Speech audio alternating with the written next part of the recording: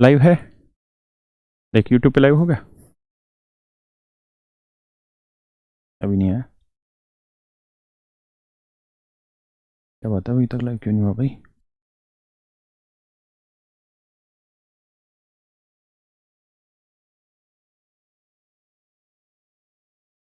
हो गया।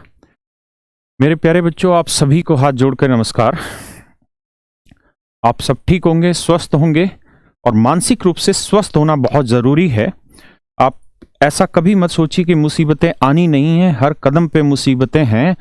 जो समझदार बच्चा होता है वो इन मुसीबतों से लड़ने की ताकत पैदा करता है अपने अंदर। मेरे प्यारे बच्चों, जैसा आप सबको सारी कहानी पता है, एक स्टूडेंट है मुकेश करके, मुझे उसने बताया कि उसके 200 क्वेश्चन, मतलब 200 के 200 नंबर थे 18 नंबर वाले एग्जाम में, सारे के सारे क्वेश्चन उसने ठीक किए मैथ में। अब पेपर आसान है या मुश्किल है, उस बच्चे की क्या गलती है? अगर उसको 100 क्वेश्चन आपने दिए और 100 के 100 क्वेश्चन उसने सही कर दिए, उसके बावजूद भी आपने उसको क्वालिफाई नहीं कराया, तो उस बच्चे की क्या गलती हुई?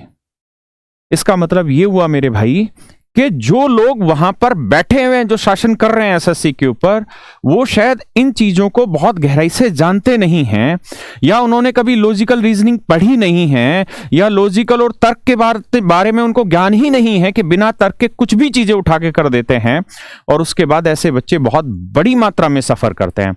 तो मेरे प्यारे बच्चों, सभी बच्चों ने मिलकर ये मुहिम चलाई है, मोदी रोजगार दो। 25 फरवरी 2021 को सुबह 11 बजे सभी बच्चे ट्विटर पर इस ट्वीट को करेंगे और इस हैशटैग को ट्रेंडिंग पर लेके आएंगे। इसका उद्देश्य मात्र और मात्र इतना है कि जो सरकार में लोग बैठे हैं वो कम से कम बच्चे के दर्द को जान पाए, क्योंकि आप सब भी जानते हैं कि मीडिया आपके दर्द को नहीं दिखाने वाला।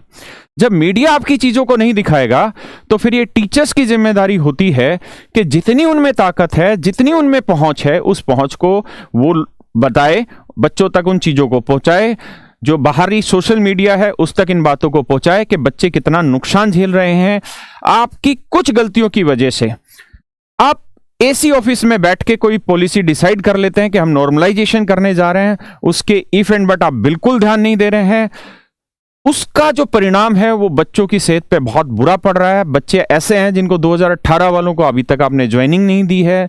नॉर्मलाइजेशन खत्म करिए। मेरी पहले भी मुहिम यही थी, मैंने पहले भी ये चीज कही थी कि नॉर्मलाइजेशन अपने आप में बहुत अच्छा रिजल्ट नहीं देता है, अपने आप में इक्वलिटी बहुत अच्छे लेवल पे नहीं लेके आता है। और मेरी एसएससी वालों से एक रिक्वेस्ट है, माननीय मोदी जी से रिक्वेस्ट है कि ऑनलाइन जो एग्जाम होता है उसमें 45 50 शिफ्ट के एग्जाम होते हैं, और ये मानवीय स्तर पर कतई संभव नहीं है कि एक लेवल का एग्जाम सेट किया जा सके। हो सकता है कि कोई क्वेश्चन जो बनाने वाला है उसको आसान महसूस हो, कोई उसको मुश्किल महसूस हो, लेकिन बच्चे के स्तर पे वो चीज कितनी मुश्किल है या कितनी आसान है ये वो एग्जामिनर बहुत अच्छे से डिफाइन नहीं कर सकता। हम कह रहे हैं आप पेपर आसान बनाइए, मुश्किल बनाइए, मॉडरेट बनाइए, जैसा बनाना है बनाइए, लेकिन सारे के सारे एटलीस्ट मेंस के जो एग्जाम हैं वो आप एक ही दिन पे लीजिए, और जिस तरह से आप ऑफलाइन में 2 से 3 सेट में पूरा पेपर कराते थे, कोशिश करिए कि कम से कम सेट में उस एग्जाम को कंप्लीट कराया जा सके। वरना भारत बहुत छोटा देश नहीं है, भारत दुनिया का बहुत बड़ा देश है जिसके पास आज भी आधारभूत संरचना बहुत सारे देशों से बहुत अच्छी है। तो हम एक दिन में भी एग्जाम को ऑनलाइन कंडक्ट करा सकते हैं। जितने चीटिंग के केसेस आने लग रहे हैं, फ्रॉड के केसेस आ रहे हैं, इनको रोका जा सकता है अगर सरकार की नीयत और मनसा ठीक हो तो एक ही दिन में ये एग्जाम कंडक्ट होना चाहिए, और एक ही दिन में इन बच्चों का एग्जाम कंडक्ट होगा तो जो डिफिकल्टी लेवल है वो लगभग सभी बच्चों के साथ एक जैसा होगा। ऐसा नहीं हो कि 18 तारीख के एग्जाम में किसी बच्चे के 100 सवाल मैथ में ठीक है, उसके बावजूद भी उसका बेचारे का सिलेक्शन नहीं होगा।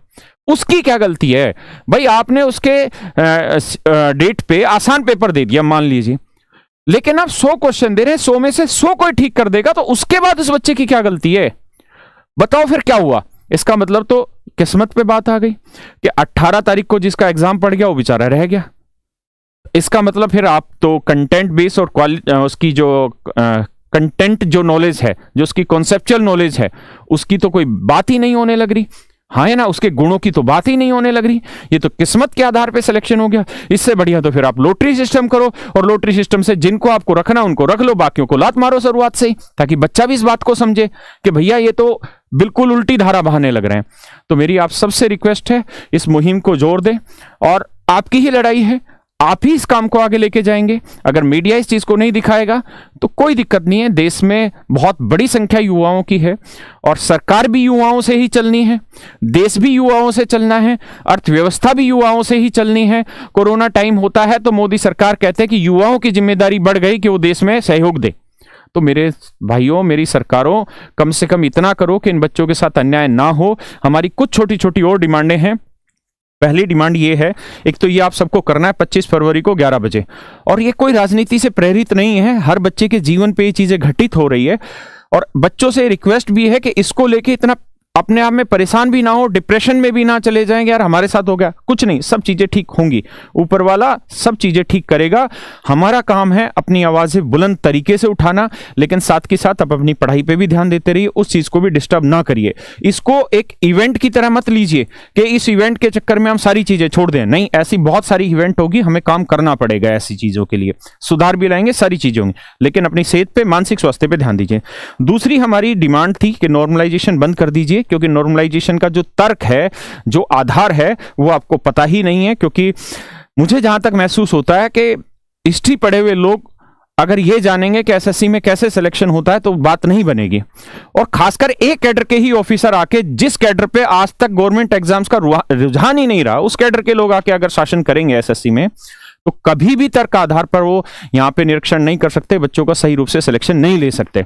तो नॉर्मलाइजेशन बंद कर दीजिए, एक ही डेट पे सारे बच्चों का एटलीस्ट मींस तो एक डेट पे एग्जाम कंडक्ट कराइए, ताकि बच्चों के बीच में ये इश्यू क्रिएट बार बार ना हो। भारत सरकार से प्रार्थना है, एसएससी चेयरमैन साहब से हाथ जोड़ के रिक्वेस्ट है, बच्चे का ध्यान पढ़ने में ही लगाए रखें। वो पढ़ना ही चाहता है, उसको पढ़ाइए, इन चीजों में उसमें मत उलझाइए, चीजें सही रूप से, व्यवस्थित रूप से लेके आइए, इसीलिए तो सरकार आपको तनख्वाह दे रही सर। दूसरी जो डिमांड है वो ये है कि 18 नवंबर वाला जो मींस का एग्जाम है, अगर आप यही चीजें कर रहे हैं तो उसका एग्जाम दोबारा करिए, ताकि उन बच्चों के साथ जो जाति हुई है वो जाति ना हो, या उसका जो भी रेमेडियल सॉल्यूशन ला सकते हैं वो सॉल्यूशन आप लेके आइए।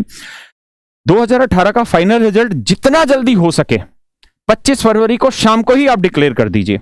वेटिंग लिस्ट हर हाल में होनी चाहिए थी। कल मैं एक न्यूज चैनल एनडीटीवी पे देख रहा था कि जीडी की वैकेंसी निकली एसएससी के थ्रू, शायद 60,000 वैकेंसी निकली, इन्होंने 50,000 लोगों को सेलेक्ट कर लिया, बाकी 10,000 लोगों को सेलेक्ट नहीं किया, 50,000 ही वैकेंसी फिल की। बहुत सारे ऐसे बच्चे थे जो बिल्कुल फिट थे, सारी क्राइटेरिया को सेट कर रहे थे, लेकिन पूरी वैकेंसी नहीं ली। वहीं पे जो संबंधित मंत्रालय के मंत्री, उन्होंने कहा कि 1,10,000 वैकेंसी अभी भी खाली पड़ी है जीडी की। तो फिर आप क्या करने जा रहे हैं? आप हर साल एग्जाम कंडक्ट करते हैं तो वेटिंग लिस्ट क्यों नहीं निकालते कि जो बच्चे उनमें कोई ज्वाइन नहीं करने लग रहे हैं, वो बच्चे जो वेटिंग लिस्ट वाले हैं वो ज्वाइन करें। दूसरी, अगर आपने 60,000 वैकेंसी निकाली है सर, तो कृपया करके 60,000 को तो भरिए, आप 420 का काम मत करिए। ये रिक्वेस्ट है आपसे। अगली डिमांड है कि जो बच्चों के साथ जो आयु गणना का जो तरीका है उसको सुधार लीजिए। उन बच्चों की संख्या थोड़ी कम रहती है, इसलिए उसका आंदोलन इतने बड़े स्तर पर नहीं पहुंच पाता। उन बच्चों के साथ ऐसा मत करिए। पता नहीं कितने बच्चे ऐसे होंगे जो डिमोरलाइज हो चुके होंगे और ऐसी स्थितियों में जा चुके होंगे जहां से वापसी लाना उनके लिए, उनको बहुत मुश्किल होगा हमारे लिए। तो मेरी उन बच्चों से भी रिक्वेस्ट है, डिप्रेशन जीवन में नहीं लाना। डिप्रेशन सिर्फ और सिर्फ कायर का काम होता है, उस स्तर पर आपको कभी नहीं जाना। मजबूत है होना है, लड़ना है। कोई भी इश्यू होगा हम लोकतांत्रिक तरीके से उस पर लड़ेंगे। गलत किसी भी भाषा का प्रयोग नहीं करना, गलत तरीके से हमें रिप्रेजेंट नहीं करना अपने स्टूडेंट इस आंदोलन को। सभी टीचर और अध्यापक जो भी इस मुहिम में जुड़ रहे हैं बहुत ही बेहतरीन काम कर रहे हैं, भगवान उन सबका भला करेगा। और सारे ही टीचर अपने आप से, अंतरात्मा से, ईमानदारी से ही काम कर रहे हैं। जितने राजनेता हैं वो भी इस चीज में सहयोग करें। जो भारतीय जनता पार्टी के लोग हैं जो इस दर्द को समझते हैं, जो खुद स्टूडेंट रहे हैं और मेहनत करके वो कुछ आगे बढ़े हैं जीवन में, उनसे रिक्वेस्ट है वो साथ दीजिए।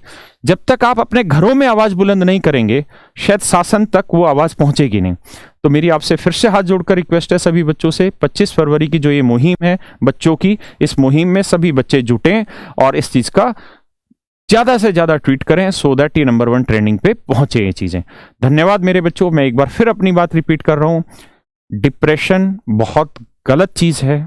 अगर आपके साथ कुछ गलत हुआ है, इसका मतलब ये नहीं है कि आप उसका दोष अपने आप को दें और आप एक गलत तरीका पकड़ लें या पढ़ाई छोड़ दें या अपने आप को डिस्टर्ब कर दें।